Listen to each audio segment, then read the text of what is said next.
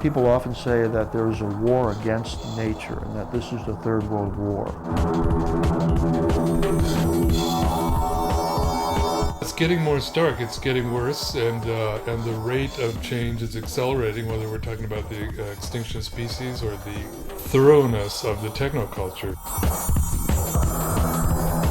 The world right now is frankly very frightening. For what we consider to be industrial civilization, I would say is extraordinarily uncivilized, actually quite savage. It's not an exaggeration to say that we're living in an ecological apocalypse. Between the years 1980 and 2045, we will lose more species of plants and animals than have been lost in the last 65 million years. We have two big picture time pressures that really mean we should be acting a lot more urgently than most of us have. And one of them is peak oil or energy collapse, and one of them is climate change or runaway global warming. I think that most people, even most scientists, continue to underestimate how far down the path to climate catastrophe we've already traveled. For the most part, we're oblivious to it. We don't want to know about it. We don't want to hear about it. The one thing I'm most afraid of is that we're going to mount a tremendous campaign to sustain the unsustainable. At this point, the scientists are saying that the Earth's temperature may increase by as much as 10 degrees. At that point, there may not even be bacteria left. When the oil starts to really run dry, and when those in power have to assert their power in a time of dwindling resources, I think they're going to turn to much more blunt and cruel methods of enforcing their power. The whole climate is changing. The winds, the ocean currents, the storm patterns, snowpack, snow melt, flooding, droughts.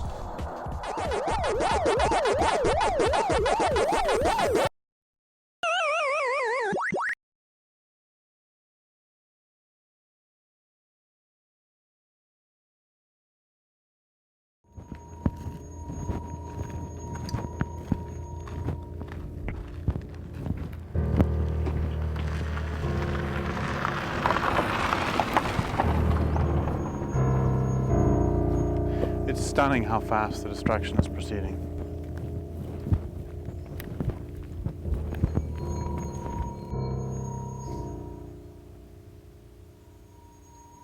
Every day that passes, the world is in worse shape.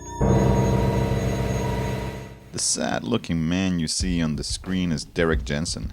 Jensen is the best-selling author of several non-fiction books, including A Language Older Than Words and A Culture of Make-Believe. His books deal with topics such as surveillance, child abuse, the environment, and something he calls civilization.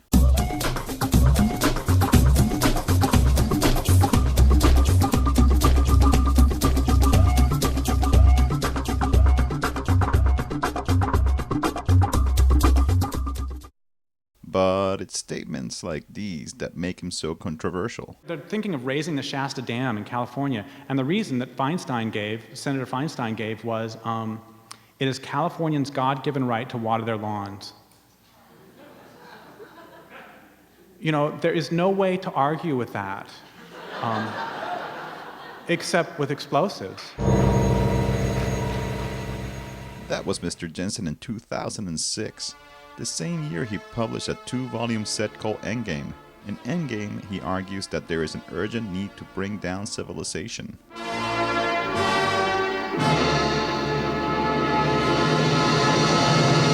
If people would have brought down civilization 100 years ago, people in the Pacific Northwest could still eat salmon. There's going to be people sitting along the Columbia 50 years from now, and they'll be glowing for one thing, but they'll be starving to death, and they'll be saying, I'm starving to death because you didn't take out the dams that killed salmon. And those dams were used for barging and for electricity, for aluminum smelters, for beer cans. So, God damn you. He lays out his case against civilization by enumerating 20 premises. Due to time limitations and the fact that most people would not tolerate a 20-hour movie, we will explore 4 of these premises and accompany them with real-life examples. Industrial civilization, civilization itself, but especially industrial civilization, is not and can never be sustainable. It doesn't take a rocket scientist to figure out that any way of life that's based on the use of non-renewable resources won't last.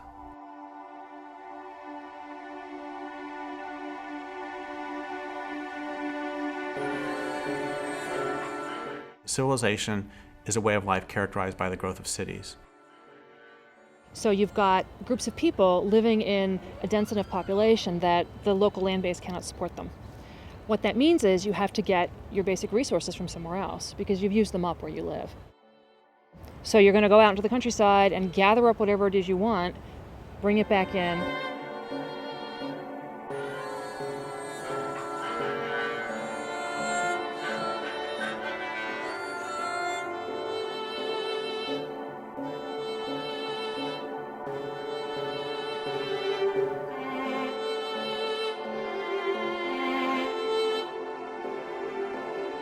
If you require the importation of resources, what that means is you've denuded the landscape of that particular resource.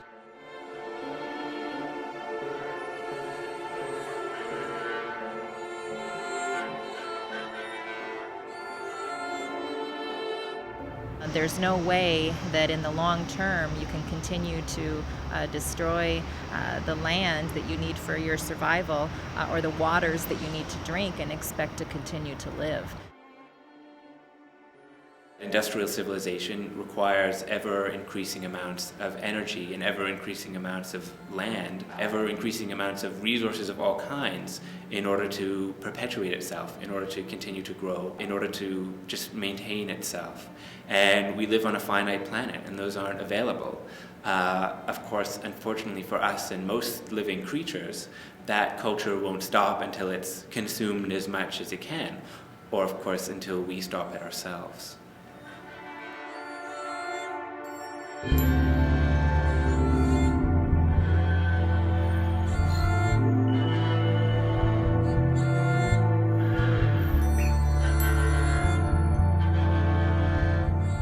If you have a finite amount of anything, if you start using it, eventually you use it up.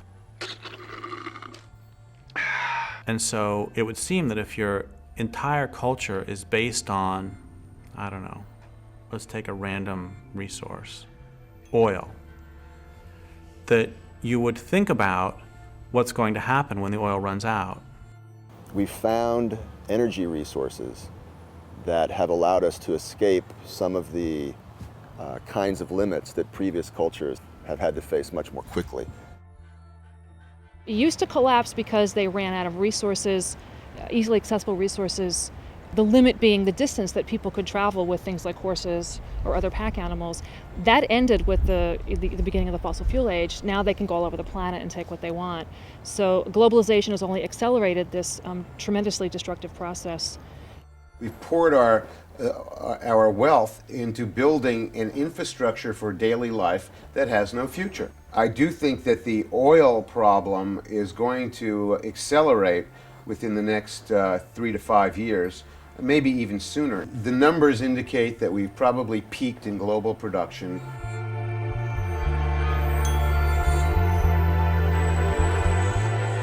Where do you find the break from that? I mean, it's all of it is a giant machine or ensemble that just moves forward. Technology, for example, never takes a step back. This whole thing just keeps going like a cancer. I don't know of any civilization that's been sustainable. I don't believe there ever has been one. Technology, really in its essence, is our culture's determination that comes from certain philosophical and historical sources that we will be nothing else but more relentlessly technological. There is no clean green path to living at a lifestyle that we're all used to in industrialized nations. This way of life is over. Civilizations are often cutting their own throats very visibly, very obviously, but they just keep on doing it. Every civilization is defined by hubris. It's defined by its denial to recognize that it lives in a natural world. As a matter of fact, every civilization in its founding lies elevates itself above nature and claims that it is the controller of the whole world.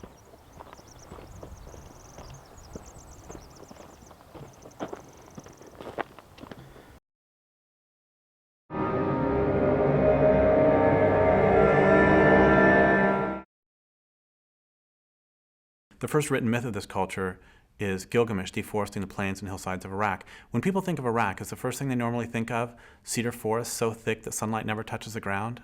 That's how it was prior to the arrival of this culture.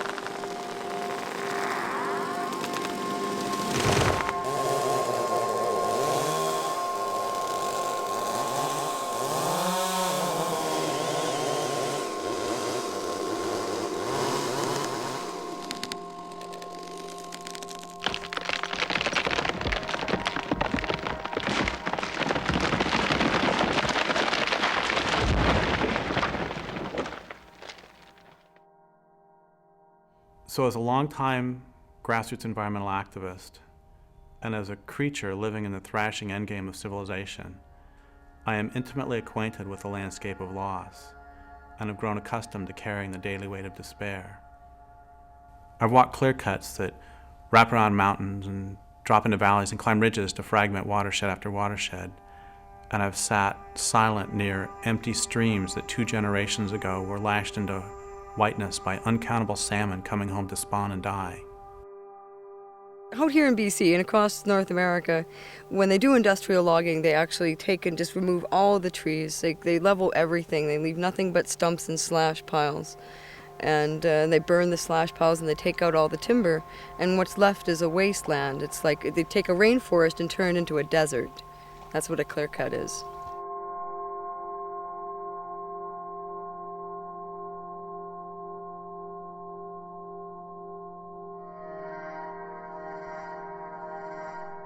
They use them for pulp. They export them whole to the United States and to Japan. There's not very much milling that happens anymore in BC. It's just getting exported for pulp and paper and fiberboard and plywood and whatever else. Not a lot of value added. This tree has been selected to be cut, and usually the company will only clear cut, but this tree is in what they call a streamside selection zone. That's why they've got it marked blue, because it's a selection zone. In a clear cut, they won't paint the trees that they're going to cut down. They only paint the ones that they're going to leave.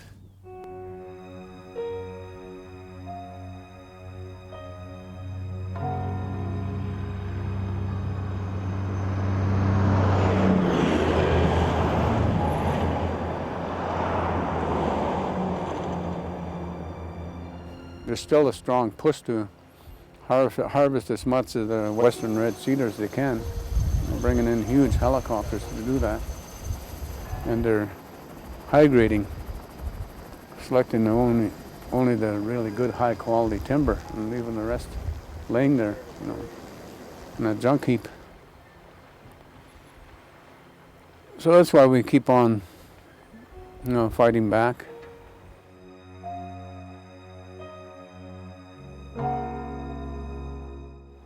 I think the last straw was when they wanted to log the Valley of Ista because of its historical and spiritual significance to our people.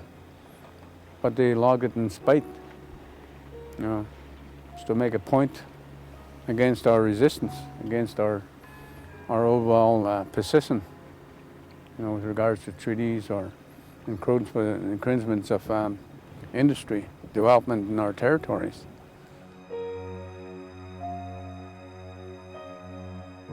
In a lot of these areas, like this clearing behind me up on the hill, you can see The soil is exposed.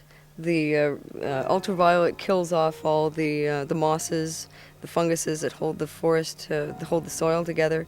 When the stumps rot and the roots die, then the slopes slide. And often there's not much regrowth. There's no regeneration of the forest. They do some replanting.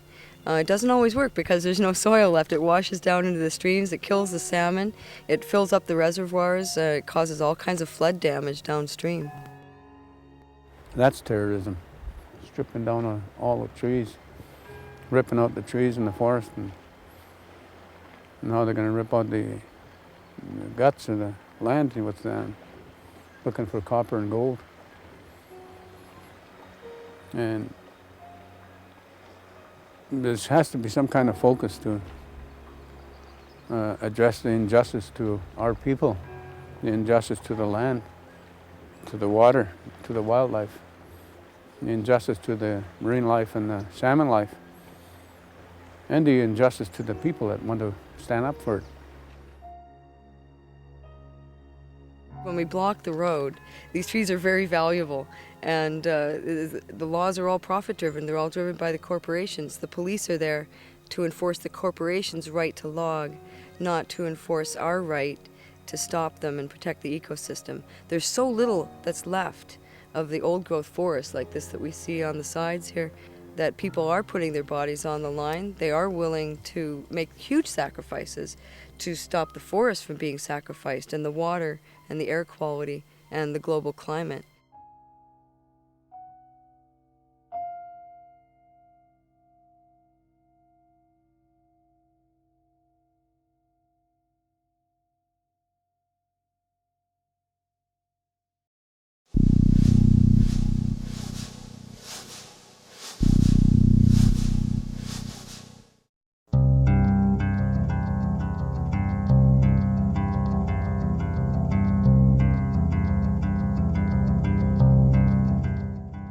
Traditional communities do not often voluntarily give up or sell the resources on which their communities are based until their communities have been destroyed. They also do not willingly allow their land bases to be damaged so that other resources, gold, oil, and so on, can be extracted. It follows that those who want the resources will do what they can to destroy traditional communities.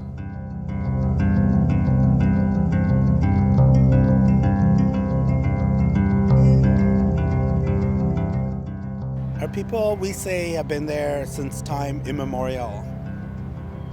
Prior to invasion and conquest, colonization, lands in North America were occupied by populations of people that had a profoundly different relationship with the land. They live with the land. All the ceremonies that have come up have to do with celebrating the renewal of seasons and life and affirming all of that. One thing about Indigenous peoples is that there's always the idea that you have to live in balance. And, you know, emotionally, physically, spiritually, emotionally, you have to have balance. And so this same philosophy was applied to the natural world that they lived in. The Tolowa, on whose land I now live, weren't civilized. They didn't live in cities. They didn't require the importation of resources. They lived in villages, camps. And lived there for 12,500 years if you believe the myths of science. If you believe the myths of the Tolowa, they lived there since the beginning of time.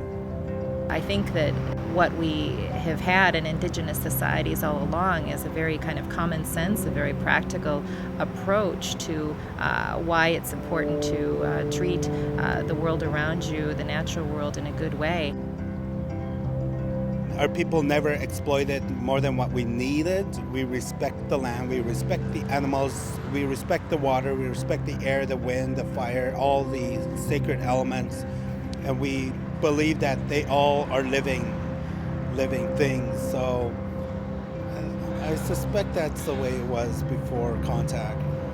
The stories that we have about our relationship to each other and to the land and to any spiritual aspect, any deities, arise from our relationship with the land. And the salmon were considered to be our mentors, caregivers, life givers. They were equal to us. In fact, all things that have form were equal to us. We weren't about dominating. the spiritual relationship that our peoples had prior to invasion with all of creation, and recognizing that all beings have a spiritual essence, a spiritual entity, and that if we want to live in this universe in a good way, that it was absolutely essential that we learned how to maintain respectful relations with all of creation.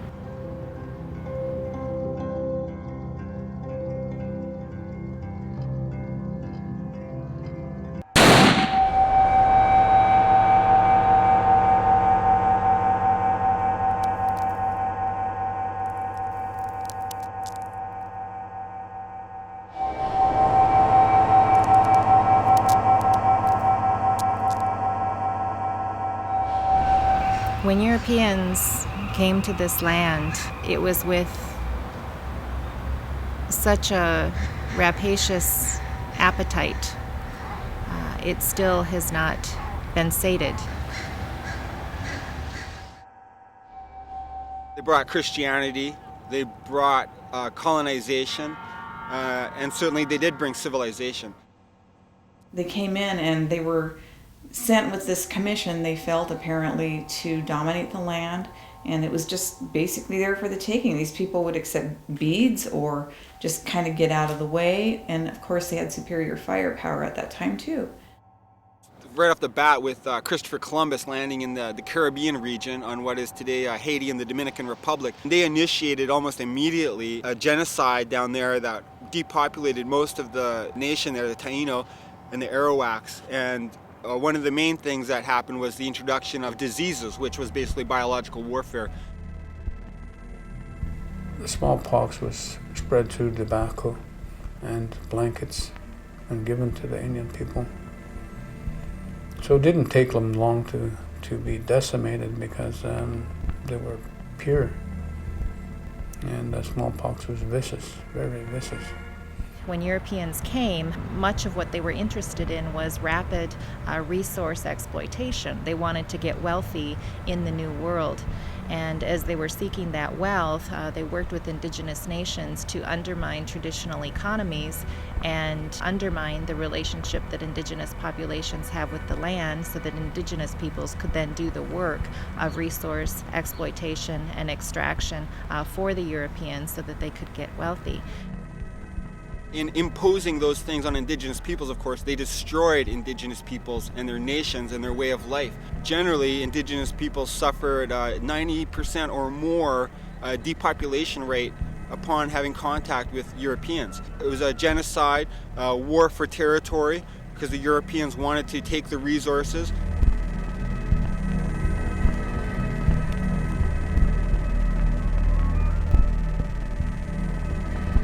Settler society has worked to destroy what it needs to live, and that's suicidal. It's a suicidal mission. There's no way that it can be sustainable in the long term.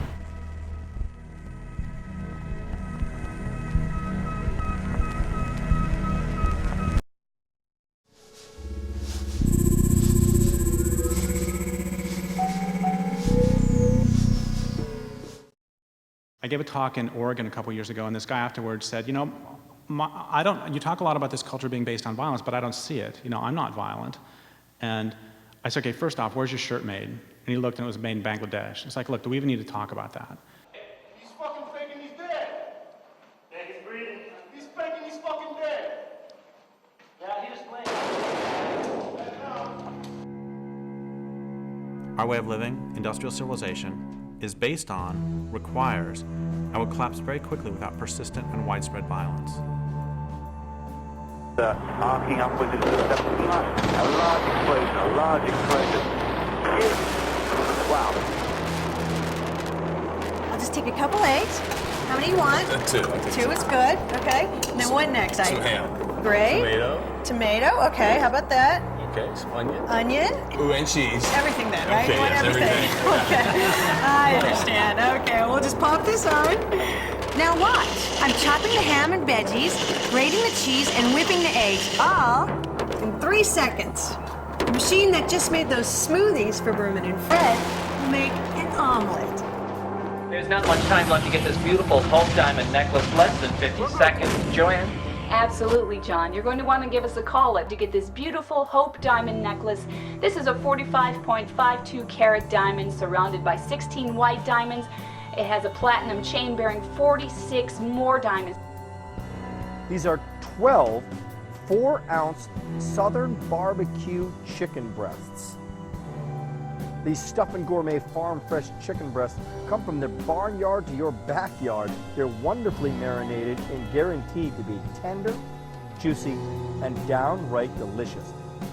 Fine-tune those measurements. We keep them on file. They're saved there on our computer. Go back into the section where you reorder and fine-tune those measurements for us. And then we'll have a chance to send you another pair of customized jeans that we really believe are going to fit perfectly. So we're going to do a countdown, starting from 5. Everybody got to help me out here. 5, 4, 3, 2, 1. Oh!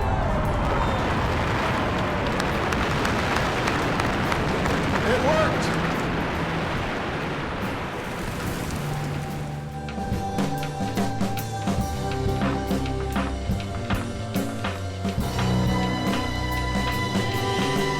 Second, I said, okay, do you pay rent?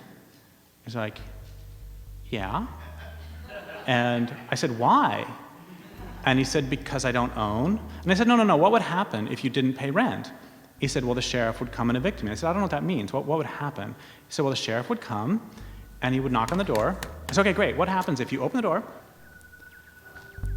and you say, hey, I'm just finishing up making dinner. You want some? And so the sheriff sits down, you feed him, you don't poison him.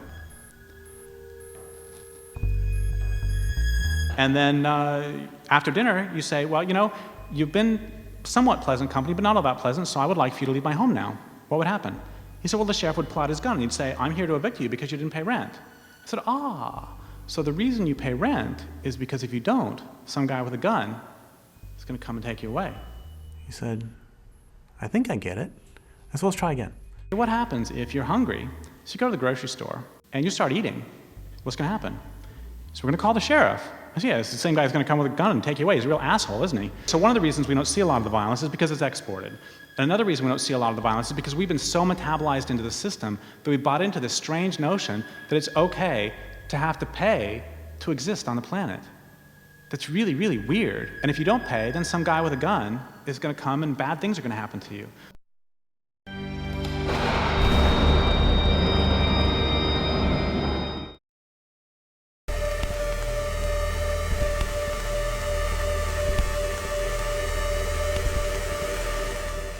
A few years ago, I got a call from a friend of mine.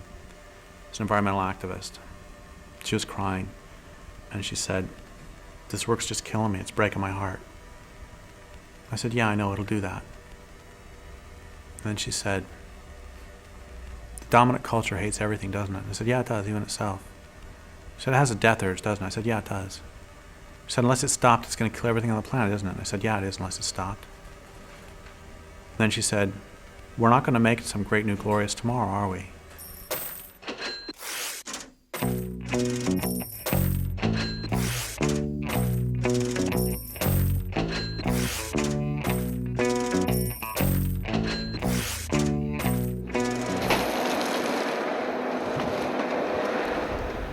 %98 of the old-growth forests are gone. 99% of the prairies are gone. 80% of the rivers on this planet do not support life anymore. We are out of species, we're out of soil, and we are out of time. And what we are being told by most of the environmental movement is that the way to stop all of this is through personal consumer choices. By simply purchasing our product, the consumer can make a small, easy step to a greener earth. So by taking that one roll and buying that one roll, you can help save millions of trees. I think we can really look at the history of the environmental movement to tell us a lot about why it hasn't been working. There was a lot of pretty radical and militant environmentalism happening, especially in the 70s and 80s. In a lot of ways, that was kind of a heyday for environmentalism. You know, Greenpeace was founded. It started to become very mainstream in some quarters to be an environmentalist. And then there was also a shift around that time when corporations realized that they could sell a lot of things by calling them green. Greenwashing is an attempt by corporations to put labels on their activity that are popular and that appeal to people's sensibility about and concern for the environment and for ecology. For the vast majority of people within society today, that there's a total sense of denial and disconnect between what they think is good and right and then their actions as a society or as a civilization, especially as it relates to the natural world. I have a real problem with a lot of the, quote, solutions, end quote, that are put forward by people because they confuse what is real with what is not real. What they do is they take the industrial economy as a given. How can we save the industrial economy? And oh, it would be nice if we still have a planet. It doesn't matter if I buy, hemp soap if there's a runaway greenhouse effect and the planet becomes uninhabitable. The modern mainstream environmental movement of the big environmental organizations, Greenpeace and Sierra Club and the others, is rooted in that very same cultural lie that nature is resources. Nature is things to be used and managed. Nature is as the philosopher Martin Heidegger put it, just a vast gasoline station that we can just endlessly extract from.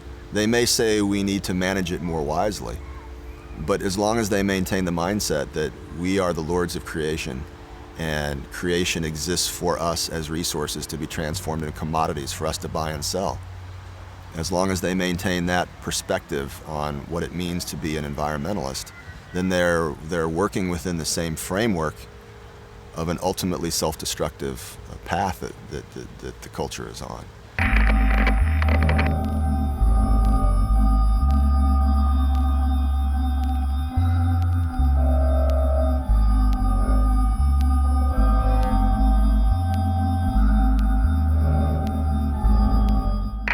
The marketplace is also going to be very important.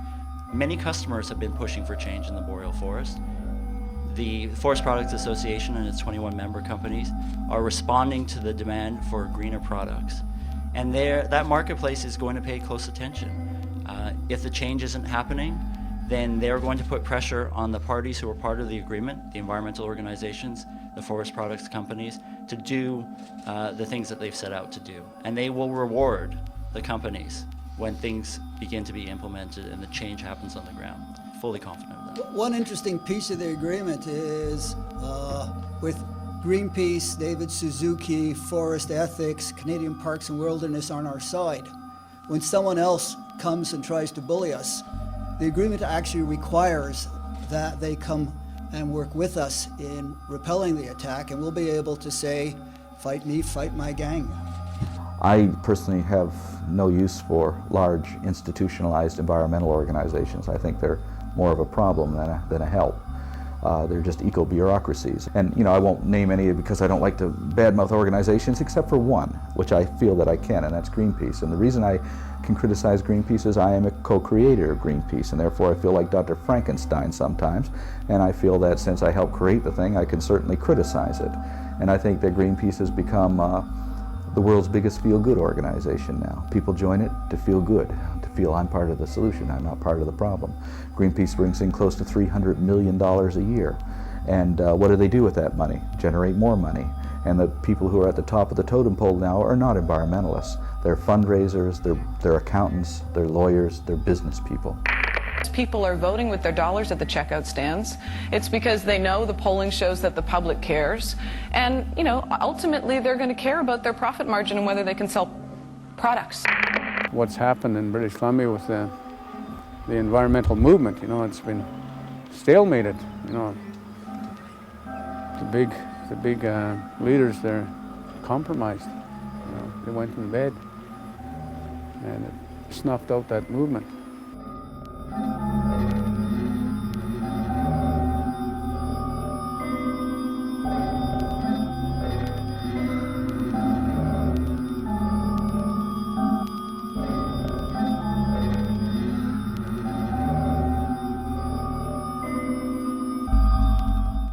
So what happened was there was direct action, there were blockades, there was an international market campaign that put a lot of pressure on the companies that were logging in the Great Barrier Rainforest. But the end result was that all fed into a closed-door negotiation with Sephora Berman leading the negotiation, or as chief negotiator on the conservationist side, where a lot of the groups that actually did the work, the direct actions, and did the market campaigns were shut out of the process.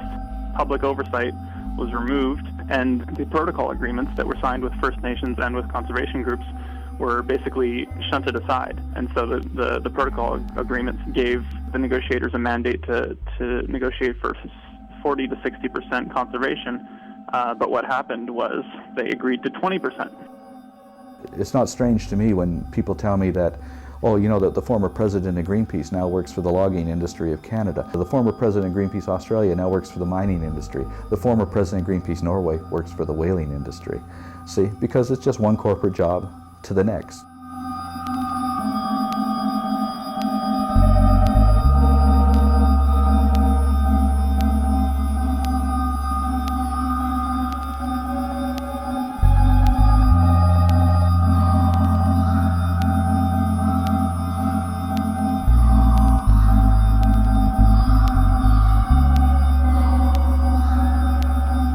The only measure by which we'll be judged by those who come after is the health of the land and the health of the water, the health of the earth. They're not going to give a shit as to whether we recycle. They're not going to give a shit as to whether we wrote our legislators. They're not going to give a shit as to how hard we tried. What they're going to care about is whether they can breathe the air and drink the water, whether the land will support them. And they're not going to care how hard we try. They're not going to care about any of that. What they're going to care about is, do we live on a living planet?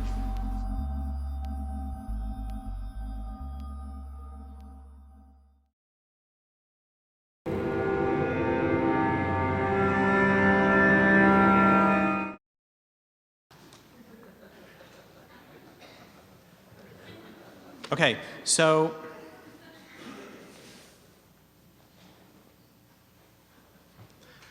I don't know if you know this, but the original draft of the movie Star Wars was not written by Lucas. The original draft was written by environmentalists, and it's a little bit different.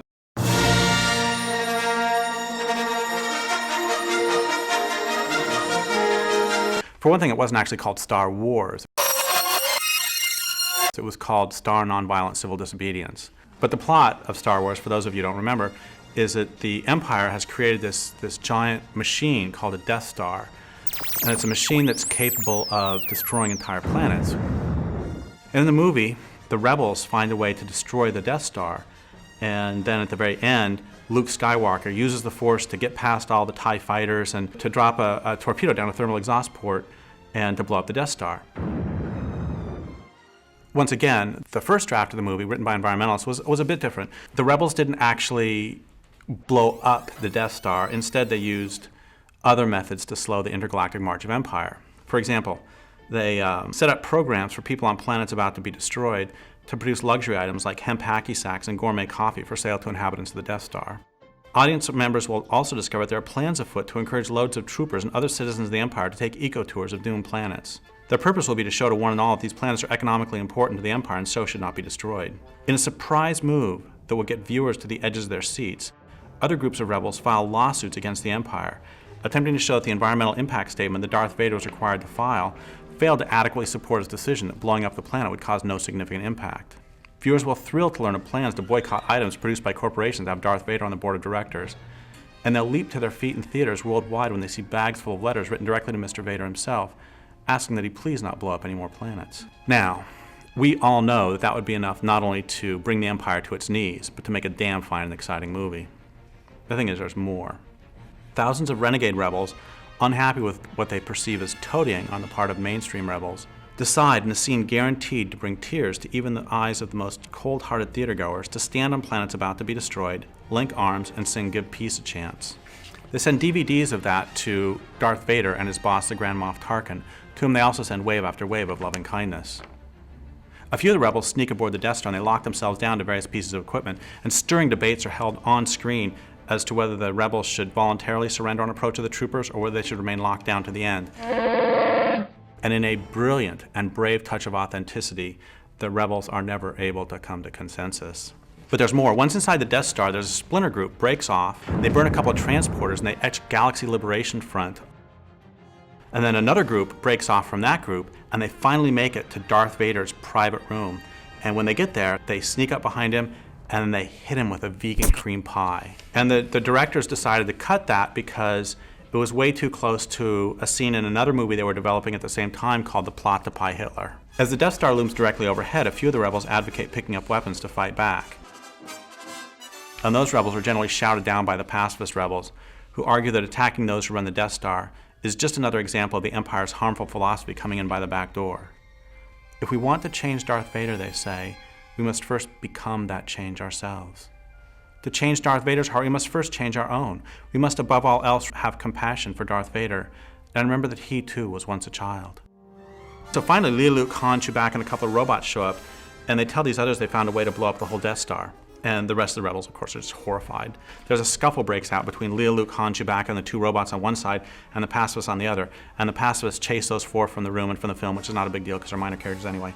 But anyway, the way the movie ends is that the Death Star looms closer and closer, and then you see the Death Star, and then you see the planet, and then you see the Death Star, you see the planet, and then you see the Death Star, and you see the lasers start to glow this hellish red, and then you see the planet again, and then you see psst, this little light, and what that is, that's the environmentalists getting away before the planet gets blown up. And then you see the Death Star again, and then it blows up the planet.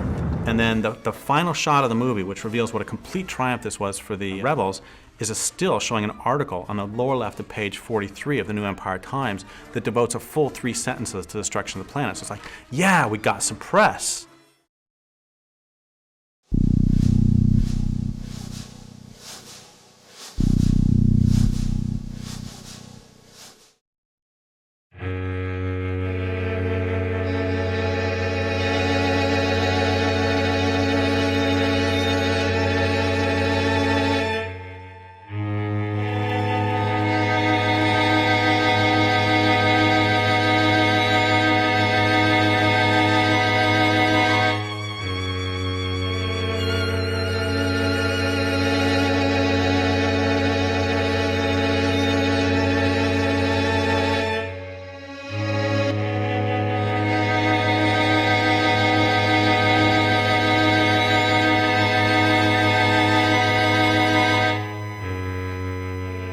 The public really needs to understand that no combination of alternative miracle fuels or biodiesel or ethanol or nuclear or sun or solar or used French fried potato oil, no combination of these things is going to allow us to keep a happy motoring society going. We are using up all the very easily accessed energy sources, and we've really built this huge way of life based on cheap oil, essentially. The world as we know it, which relies entirely on oil to function, is nearing its end. We are headed for the crash. That oil is not going to come again.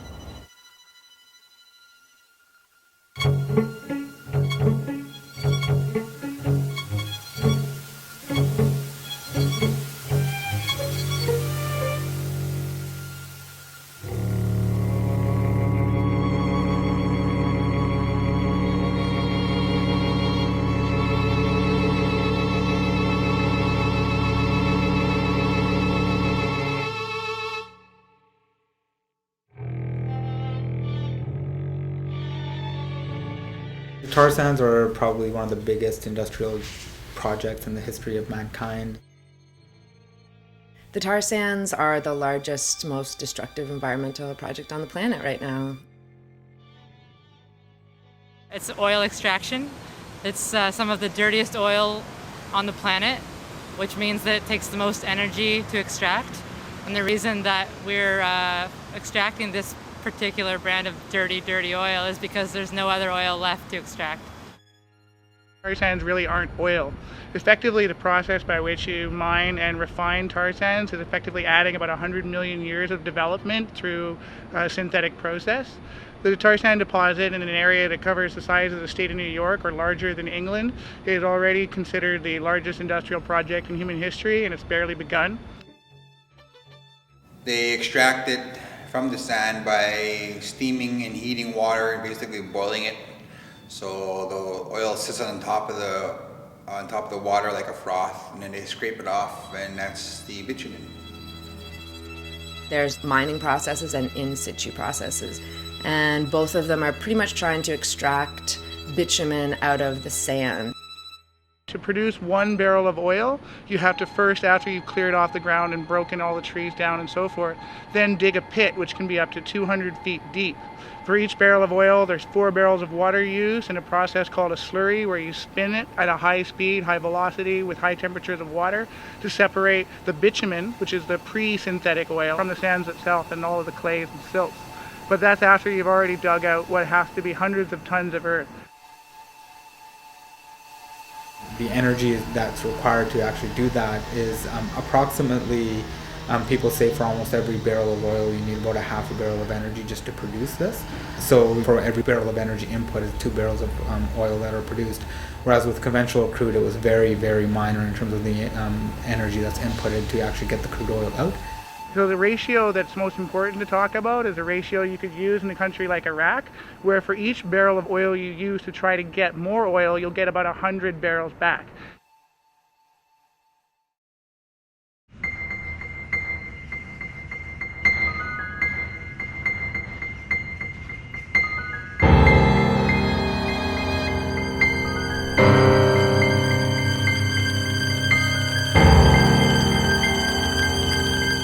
The Athabasca River, which runs through northern Alberta, where you have like many different native communities living along the river, is being sucked of its water to fuel the tar sands operations. Because of the contamination of the river from oil sands discharges of things like oil and grease and treated sewage into the Athabasca River. And sometimes there's accidents of spills of these toxic chemicals directly into the Athabasca rivers. The community of Fort Chipewyan, both the Mikisew Cree and the Dene Chipewyan First Nation, who have been fighting and really at the front of like raising the alarm about what's happening, and their community has been seeing all this rise in rare cancers, autoimmune diseases, arsenic in the land, the moose meat, the fish are high levels of heavy metals, mercuries. Basically, the whole environment up there is contaminated. How this is affecting my community is that it's killing off the people of Fort Chipewyan. It's what I've called before a slow industrial genocide. I buried my auntie, I buried my uncle, I got an auntie living with it. And this is a war for our lives because the government is allowing the people of Fort Chip to die. The tar sands are not only fueling the destruction of the second fastest rate of deforestation in the world outside of the Amazon River Basin, they're already the second fastest contributor to climate change in North America. And with the goals of production that they're talking about, the CO2 emissions will make it so the only way you could outstrip a climate change contributor for all of North America would be to combine all of the coal-fired power plants from Alberta to Arizona and in between across all of North America. I think that the tar sands is the absurdity of still desiring oil when we know so well that, for example, fresh water is just an elemental part of human existence, and that we're running full force towards extracting these last little bits of oil to sustain this plastic culture, this plastic civilization, to the destruction of the environment in which we can live. People say it's like the world's addicted to crack, and this is like the dirtiest and most disgusting form of crack that'll keep it addicted for a lot longer, right? Like this is actually what it is. It is the most insane thing that people are doing.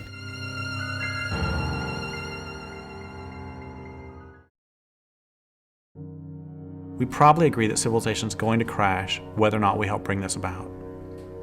If you don't agree with this, we probably have nothing to say to each other. We probably also agree that this crash will be messy.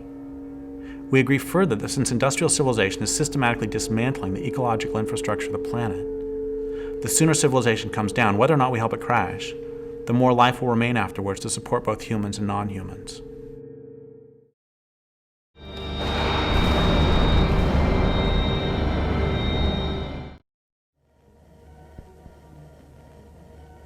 The genesis of Endgame, really, the book, was really because I did some talks around the possibility of fighting back. And the response by the audience was really predictable. If it was an audience made up of sort of mainstream environmentalists and peace and social justice activists, often they would put up what I've taken to calling a Gandhi shield, which is they would say the names Martin Luther King, Dalai Lama, and Gandhi again and again as fast as they can to keep all evil thoughts at bay. And if it was grassroots environmentalists, they would do the same thing, but then they would come up to me afterwards and they would say, "Thank you so much for bringing this up."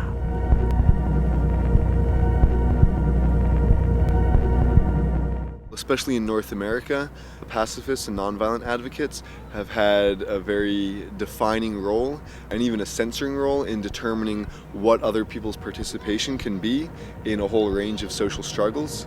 And that the way that they've affected social struggles has made it very much easier for the state to control those social struggles. That nonviolence plays a function of recuperating social struggles, of taking out their teeth, making them harmless, so that they can just exist in this cesspool of democratic plurality. I wonder what happens to that kind of energy or idealism or faith that something is about to change when they're certainly not going to change at all. And what are the false hopes that keep us tied to the system? What are the false hopes that bind us to unlivable situations and blind us to real possibilities? Does anybody really think that Weyerhaeuser is going to stop deforesting because we ask nicely? Does anybody think that Monsanto will stop Monsantoing because we ask nicely? I was talking to this person in the States several years ago, and they said if we can just get a Democrat in the White House, things are going to be okay. We've got a couple of myths on the left that I would really encourage us to get over. The first is that social change happens by moral suasion. It doesn't. It happens by force. The problem with persuasion as a strategy is that it only works on people who can actually be convinced and who can, be relied upon to act from their position after their minds have been changed. And the problem is that we're not dealing with individuals who can be convinced or persuaded. We're dealing mostly with large, abstract social organizations and corporations, which are basically sociopaths made out of huge numbers of people. You can't argue with psychopaths, you can't argue with fascists, and you can't argue with those who are benefiting from an economic system. You have to stop them through some form of force, and that force can be violent or nonviolent. Could you have stopped Ted Bundy by peaceful means? The left, to a large extent, subconsciously, has as its primary role to make resistance harmless. States have recognized that resistance will never disappear, that struggles will never disappear. And in the past, they tried suppressing struggles the first time that they showed their heads, that there's any sign of them, and that proved ineffective.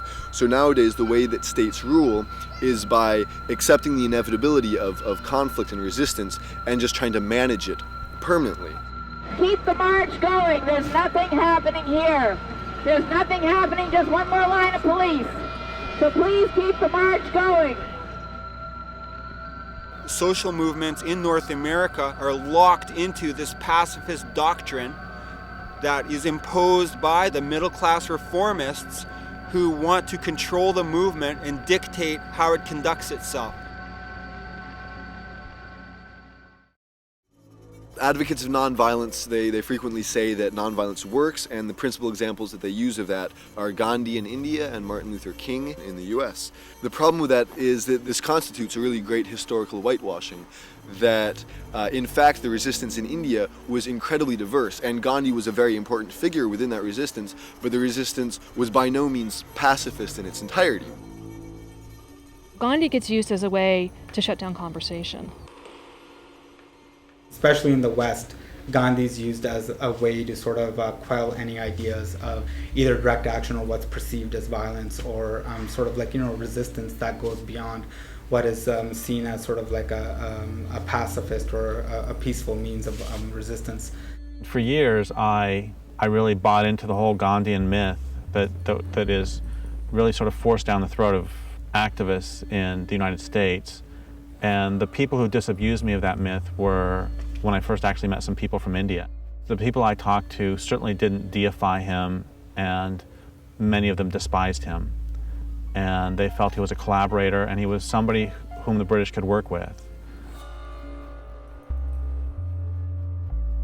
Gandhi's very well known in the West, but when you go to India, there's a freedom fighter and revolutionary leader called Bhagat Singh, who's in India probably almost as well known as Gandhi, as a part of the independence movement and sort of a leader in the independence movement. But in the West, most people probably have never heard his name. And the reason why that is that he used direct action tactics. There were generals of the British Army that were killed. There was a bomb thrown in a British assembly to basically attract the attention of the public. There were, weapons that people were getting off of railway cars. With Gandhi and the Indian National Congress, where you had the moderates and the extremists. The moderates were legal constitutional reform was their only method. And they were criticized for being a middle-class clique, for being too slow, for being too legalistic, and for being basically ineffective. The extremists, on the other hand, were being accused of being too aggressive, of being too fast and reckless and irresponsible. Gandhi basically got negotiating power from the fact that there were other elements in the struggle which were even more threatening to British dominance. So the British specifically chose to dialogue with Gandhi because he was, perhaps for them, the least threatening of the important elements of resistance. Gandhi came in as being the middleman. His theory of nonviolent passive resistance seemed to be a bridge between the extremists and the moderates. The British were bled white after World War II and didn't have the morale left anymore for a big fight, and they helped choose somebody that they could work with. They knew a revolution was coming and they wanted to blunt it as much as they could. India went from being a colony to a neo-colony. The British were still able to maintain their interests less directly with Indians being in positions of management.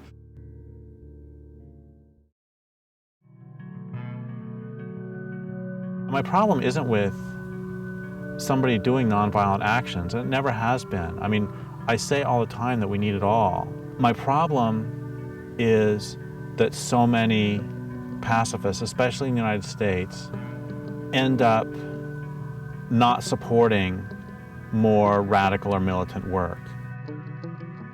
The problem when this debate comes up is that you can't just assume that people that are resisting and are using a means of resistance haven't thought about what they're doing. And that's what I think often is the problem. When people decide to take certain actions, and when people decide that, hey, our marches aren't enough, or they're doing this or doing that, there's this assumption by a lot of people that want to toe the Gandhi line is that, they're just not thinking about it. What most states will choose to do in similar circumstances is to find the elements of the resistance that are most easy to control and most easy to co-opt, to negotiate with them, and then to hand over power to them in order to continue the system that had already existed. So again, you have the state doing the same thing it did with Gandhi and Martin Luther King, it does with, for example, the environmental movement. So it invites the responsible leaders of the environmental movement in to inquiries, government commissions, debates. It recognizes them. They're the legitimate leaders because, again, it doesn't want the movement to begin to adopt more militant resistance tactics. The powerful do not ever give up without a struggle. I mean, those are the famous words of Frederick Douglass when he said, "Power concedes nothing without a demand. It never has, and it never will."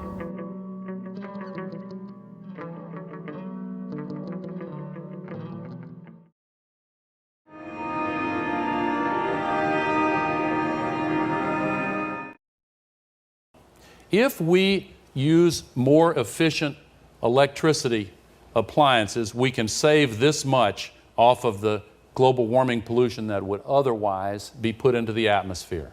If we use other end-use efficiency this much, if we have higher mileage cars this much, and all these begin to add up, other transport efficiency, renewable technology, we have everything we need, save perhaps political will. But you know what? In America, political will is a renewable resource. When we see solutions, all the so-called solutions put forward to global warming, the thing they all have in common is that they take industrial civilization as a given, and they take the natural world as the dependent variable. It's all about saving civilization, and that's entirely backwards. What it should be is, we need to do whatever it takes to save life on the planet. In the next 40 to 50 years, we're going to see the extinction of more species than we've seen in the past 65 million years. That, to me, is a red light and a siren going off as a call to people who will cut through the crap and do what is necessary to protect the Earth for here and now and for future generations. It is you that are going to have to answer to your children 50, 75 years from now when they ask what you did during the eco-wars. And in that sense, I think each one of us has to live the life today, this very moment, doing the things that we would be proud to tell our ancestors about. If we are serious about saving life on Earth, we've got to start fighting back in the ways that people do when they realize they need to form a serious resistance movement. Most indigenous populations who maintain any sense of a traditional worldview know that the way of life that settler society has imposed on this land is unsustainable. Yet there's been a sense that we really need to kind of wait until it collapses, or wait until they're done doing, or they've reached their limit and they can't continue the way that they've been going on, and be patient. Fuck patience.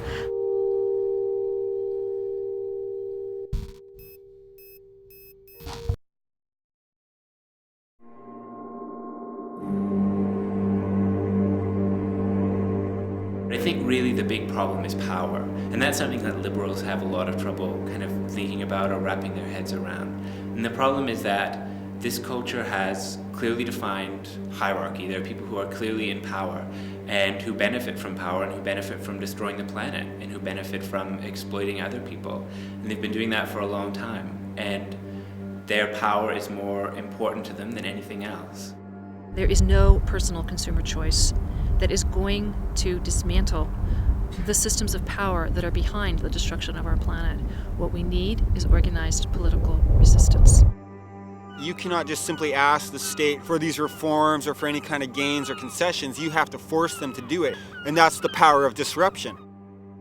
It was a bloody day at the Mohawk Indian community in Oka, Quebec, near Montreal. Provincial police in riot gear stormed the barricades the Mohawks had set up. There were clouds of tear gas, a hail of bullets, and in the midst of the battle, a policeman was killed. All this because of a dispute over a piece of forest the Indians claim is theirs. A forest town council wants to bulldoze to expand the local golf course. The police retreated as abruptly as they'd attacked, leaving behind their cruisers. They also left a heavy front-end loader, which the Mohawks immediately put to their own use. The police cruisers, crushed and useless, became barricades themselves. We treat these trees and the land like our mother. These people are raping our mother. What would you do if they raped your mother? These politicians are servants of the system. It's their job to keep it going. It's their job to keep profit rolling in for the ruling class. And they will never, ever act in the people's interests or in the interests of the planet. It doesn't matter what we say. The only thing that they will respond to is force and the threat of social disruption. And even if we allow them to stay in power, they will always take back any gain that we manage to get from them. It's really important to recognize that no struggle is done, that there's not any possibility of any lasting victory as long as the state still exists. But we can definitely see in the histories of struggle, small gains have been won and ways in which we've empowered ourselves by the use of all tactics. And I think it's not even important to really say if a particular tactic is violent or not, because this is just kind of a moral category meant to restrict action. I think it's more important to look at which tactics can be empowering and liberating and useful. Purely above ground means are designed to facilitate the expansion of global capitalism. These are serious power structures that are making vast sums of money. They are backed up by the power of the armed state in every way imaginable. They've got armies on their side, they own the mass media, the banks, all the money is on their side. If there's any doubt about the leadership that our military is showing, you just need to look at this F-18 fighter and the light armored vehicle behind me. The Army and Marine Corps have been testing this vehicle on a mixture of biofuels. And this Navy fighter jet, appropriately called the Green Hornet, will be flown for the first time in just a few days on Earth Day. Crazy Horse 1, request permission to engage. I'm picking up the wounded. I'm trying to get permission to engage. Come on, let us shoot. The Bushmaster, Crazy Horse 1-8. You're taking him. Bushmaster, Crazy Horse 1-8. This is Bushmaster 7, go ahead. Roger, we have a black SUV, or bongo truck picking up the bodies. Request permission to engage. Bushmaster 7, roger. This is Bushmaster 7, roger, engage. 1-8, engage. Clear. Come on. Clear.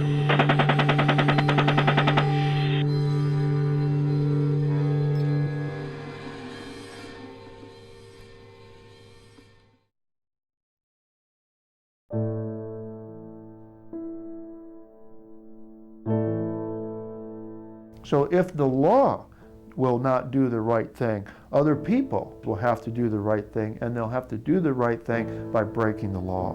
And that precedent has been set many times throughout our history. The people who saved the Jews from the German Nazis broke the law for a higher ethical purpose. The people who liberated slaves in our country through the Underground Railroad system to protect them from slave masters and a very barbaric law in the United States at that time. They did the right thing. They broke the law for a higher ethical purpose. We need to start and get out there and go beyond hitting like on Facebook and signing online petitions. We need to be out there in the real world fighting back. I think one of the things that we really have to accept and internalize is that the majority of institutions and the majority of people are never going to be on our side. And so we have to sit down as individual activists and as communities of resistance, as a culture of resistance, and we have to say, okay, well, what will it take to stop this culture from destroying the planet? You know, part of the answer is obviously that persuasion hasn't worked and persuasion is not going to work. If we want to be successful, then we have to look at what resistance movements in the past have done and what they've learned and kind of the different phases that they've gone through as they've tried to assert themselves and try to be successful. When I say organized political resistance, I mean that we need to face power head on. Once you name power, you will find that power is sociopathic, that the people in charge will do whatever it takes to shut you up. The thing about when you enter into a period of social conflict, what you don't want is people promoting nonviolence, because that's going to disarm the people. It's going to disarm the people in the face of an aggressive enemy and in the face of hard social conditions. You want them to have a stronger fighting spirit, because without a fighting spirit, you lack the will to resist. The smartest thing the Nazis did was they made it so that at every step of the way it was in the Jews' rational best interest to not resist. Would you rather get an ID card, or do you want to resist and possibly get killed? Do you want to move to a ghetto, or do you want to resist and possibly get killed? Do you want to get on a cattle car, or do you want to resist and possibly get killed? You want to take a shower, or do you want to resist and possibly get killed? At every step of the way, it was in their rational self-interest to not resist. But I'll tell you something very important, which is the Jews who participated in the Warsaw Ghetto Uprising had a higher rate of survival than those who went along. I think if any of us were alive in Nazi Germany right now, we would know what a resistance movement should be doing. And we need to think about the culture of industrial civilization as if it's a culture of occupation, because it is.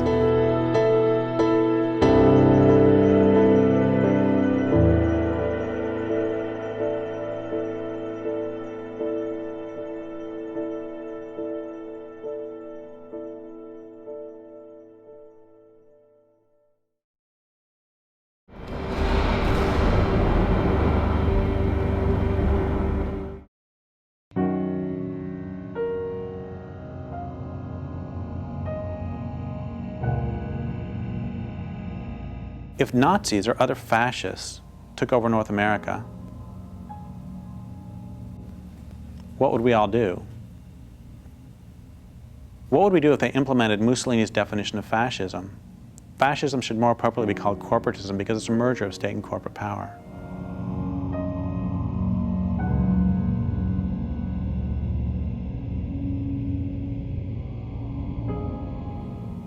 What if this occupied country called itself a democracy, but most everyone understood elections to be shams, with citizens allowed to choose between different wings of the same fascist or following Mussolini corporate party? What if anti-government activity was opposed by stormtroopers and secret police? Would you fight back? If there already existed a resistance movement, would you join it? Would you resist if the fascists irradiated the countryside, poisoned food supplies, made rivers unfit for swimming, and so filthy you wouldn't even dream of drinking from them anymore? If fascists systematically deforested the continent, would you join an underground army of resistance, head to the forests, and from there to boardrooms in the halls of the Reichstag to pick off the occupying deforesters, and most especially those who give them their marching orders?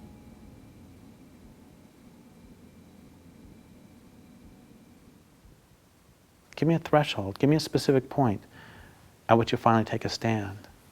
If you can't or won't give that threshold, why not?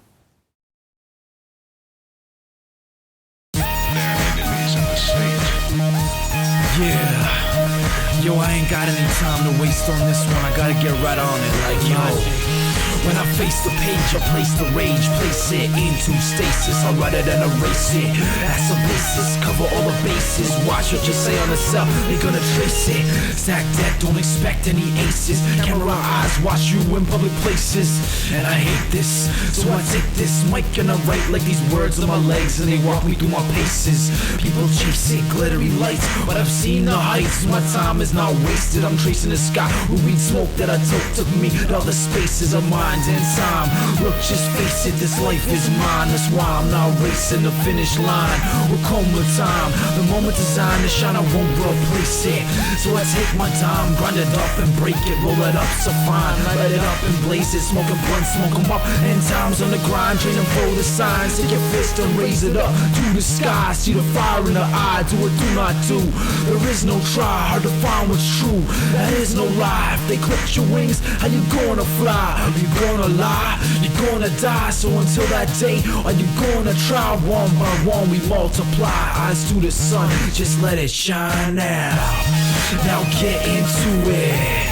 Now choose your side. We got to do it. The time is right. Now get into it. Now change your life. Only you can do it. The time is right.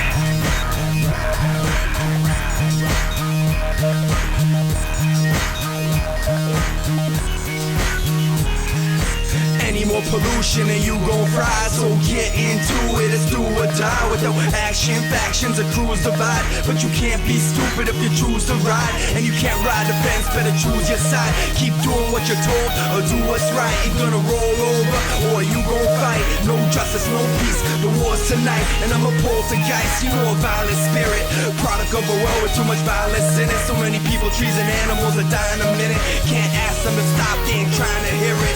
Until we get physical, they ain't gonna fear it. To go to war with the machine, start trying to kill it. Until it dies, every day's a violent day. And they expect you to protest in silence and stay pacifist and unaffected while we die and decay. We need to rise up, fuck kneeling to pray. Preachers and teachers lead us astray. Politicians and cops, all they say is obey. Your corporate masters, buy what they got and display. Stop buying the shit, start making them pay. To hell with the games, we ain't gonna play. Let's fight them till they kill us or they take us away. Start throwing Molotovs, stop throwing bouquets.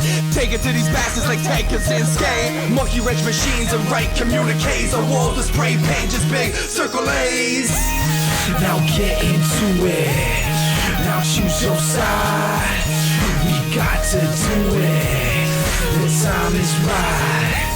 Now get into it. Now change your life. Only you can do it. The time is right.